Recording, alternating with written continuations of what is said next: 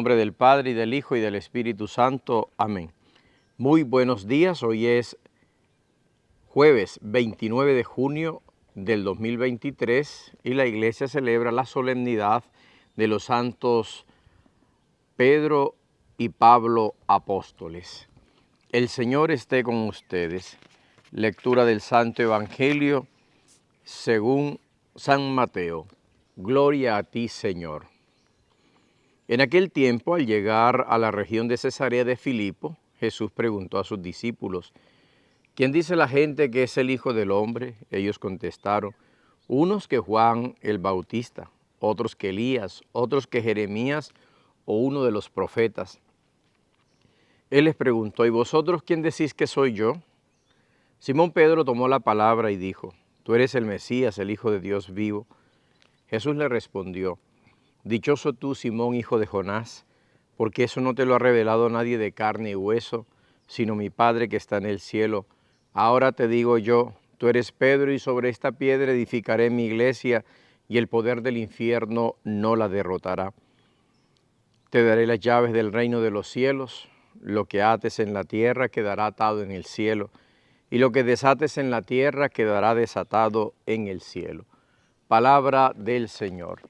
Gloria a ti, Señor Jesús. Como dije anteriormente, hoy celebramos esta gran solemnidad de dos columnas de la iglesia, Pedro y Pablo. Pedro anunció el Evangelio a los pueblos judíos y Pablo a los gentiles, es decir, a los paganos. Aunque la iniciación del Evangelio, del anuncio del Evangelio de ambos, iba centrado fundamentalmente al pueblo, las ovejas descarriadas del pueblo de Israel, como Jesús ya había anunciado desde antes. Pero desde allí la perspectiva, la apertura al mundo, a todos los pueblos de la tierra, como es el caso también del Antiguo Testamento y la elección de un solo pueblo en función de todos los pueblos de la tierra. Pedro, conocemos muy bien, discípulo del Señor, ya uno de los más grandes de los apóstoles en cuanto a edad, ¿no? Aprendió bastante dado a hacer las cosas fuertemente, ¿no? Siempre este ímpetu interior que tenía Pedro y que poco a poco lo fue moldando en la medida que fue conociendo a Cristo y que fue entrando en esta perspectiva de primero del discipulado y luego del anuncio del Evangelio a aquellos que el Señor le había encomendado. Pedro, que el Señor lo llevó a los acontecimientos más importantes en su misión terrena, experimentó también el dolor de haberle negado, de haber dicho que no lo conocía después que el Señor ya se lo había anunciado antes que el gallo cante, tú me habrás negado 3 veces. Y sintió el dolor fuerte de haber traicionado a su maestro, porque a un amigo no se niega, ¿no? Y esta triple pregunta de Jesús después de la resurrección, después de la Pascua: Pedro, ¿me amas? Pedro, ¿me amas? Pedro, ¿me quieres? Y Pedro pues se dio cuenta que no solamente le había fallado como se le falla a Dios, sino también le había fallado como su amigo del alma, como aquel que lo había considerado no un sirviente, sino un amigo, no un siervo, sino su amigo del alma, y a los amigos no se traiciona. Y Pedro aprendió eso en ese momento en el cual traicionó a su propio maestro. Pero también nos cuenta cómo Pedro, en esa fuerza del anuncio del Evangelio, también morirá martirizado. Jesús le dijo a él y a los demás apóstoles: cuando eras joven tú mismo te vestías, cuando seas viejo otros te vestirán y te llevarán donde no quieres. Y dice el evangelista, le estaba señalando de qué muerte iba a morir. De hecho, dice la tradición que Pedro se encontraba en Roma y frente a todas estas persecuciones, Pedro trata de huir, dice la tradición, y en una visión que tuvo, ve que Jesús, él sale de Roma, pero Jesús viene entrando a Roma con la cruz nuevamente sobre sus hombros y le pregunta: ¿y para dónde vas? No voy a ser crucificado por ti, le responde Jesús.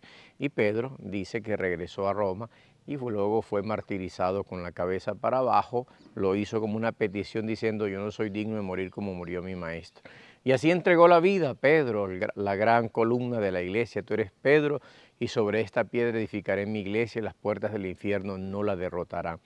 Luego Pablo, el apóstol de los gentiles, también judío, fariseo, vivía también con esa fuerza el evangelio, el judaísmo, y no lo cambiaba por nada. Con un grupo de jóvenes se convertirá en perseguidor de los cristianos, pero hay algo que poco a poco le va calando el corazón y la vida y lo llevará a transformarse entonces en el gran predicador del evangelio, cuando desde su propia soberbia es derribado, desde su fuerza interior que le llevaba a defender su judaísmo, encuentra que hay algo que es superior, o mejor, el cumplimiento propio de aquello que había anunciado, profetizado el judaísmo, Jesucristo encarnado en el seno virginal de María, y que experimentaría la muerte, pero también la resurrección. Es ese resucitado que hace a Pablo cambiar en la persona de los cristianos. Cuando eran perseguidos, oraban y perdonaban a sus agresores. Perdonaron seguramente muchas veces a Pablo,